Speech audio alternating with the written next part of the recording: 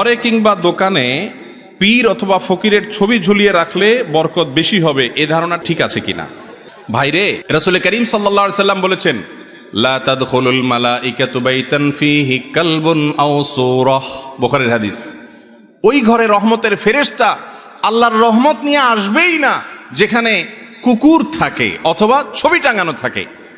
ভাইরে, আমরা মনে করি কুকুর কি দোষ করছে?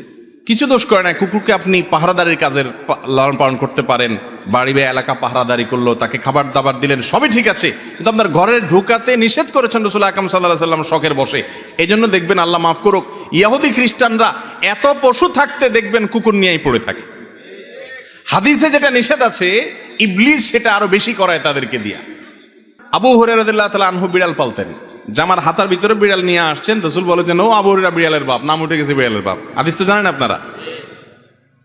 এই বিড়াল পালার ব্যাপারে তেমন কোনো আগ্রহ পশ্চিমা দেশে মানুষের মধ্যে এতটা নাই যতটা আছে কুকুর পালার ব্যাপারে, ঠিক না ঠিক? ভাইরে, যেটা নবী করিম সাল্লাল্লাহু আলাইহি ওয়াসাল্লাম নিষেধ করছেন, দেখবেন সমস্ত পৃথিবীতে শয়তান সেটার প্রচলন বেশি দেওয়ার চেষ্টা করে। কারণ ইবলিস জানে যে এটা করলে মুসলমান অমুসলমান সবাই ধ্বংসের দিকে তাড়াতাড়ি যাবে। আপনি বলবেন, কই ধ্বংস হয়েছে? মুসলমান দেশগুলো না গরিব, এরা তো অনেক সুখী। সুখী না, অনেক সম্পদের অধিকারী হতে পারে। সুখ এক জিনিস, সম্পদের অধিকারী হওয়া আরেক জিনিস।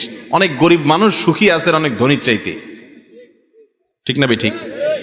বিধায় এই ছবি যেখানে টাঙানো গুনাহের কথা, হারাম, সেখানে পীর সাহেবের বা ফকির সাহেবের যদি ছবি টাঙান, তাহলে গাড়ের উপরে মায়ের দুইটা বেশি হওয়ার কথা। কারণ বোঝা গেলে আপনার পীরও ভণ্ড, আপনিও ভণ্ড। কারণ আল্লাহ মাফ করো, কেউ বলতে পারেন পীর সাহেব তো বলে নাই। সাধারণত মানুষ যে পীর সাহেবের ছবি টাঙায়, সে পীর সাহেবদের এসব ব্যাপারে ছোটবোধ থাকে না, তাদের দরবারেও এগুলো টাঙানো থাকে তাদের। এটাই বেশিরভাগ চিত্র, আমি সেজন্য বললাম। ভাইরা আমার, এটা জায়েজ নাই। বরকত যা আসতো সেটাও এটার কারণে আসবে না, বরং ধ্বংস হবে। কেনা বেচা বেশি হলেই বরকত হয় না। কেনা বেচা বেশি হলে বরকত হয়? কেনা বেচা অনেক বেশি হলো দোকানে, কিন্তু খরচ তার চাইতে বেশি হলো। বরকত মানে কল্যাণ। বরকত মানে কি? একজনের দোকানে আজকে 1000 টাকা বিক্রি হয়েছে, কিন্তু আল্লাহ যদি বরকত দেয়, 1000 টাকার ভিতরে তার সকল কাজ সারার পর আরো টাকা থাকবে।